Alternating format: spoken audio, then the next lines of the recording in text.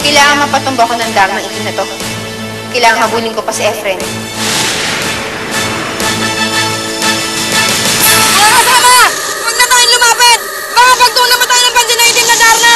Hayaan na natin si Darna ang umarap sa kanya! Huwag naman sanang tuloy ang matalo si Darna. Siya na lang ang pag-asa natin. Sige na, alis na tayo!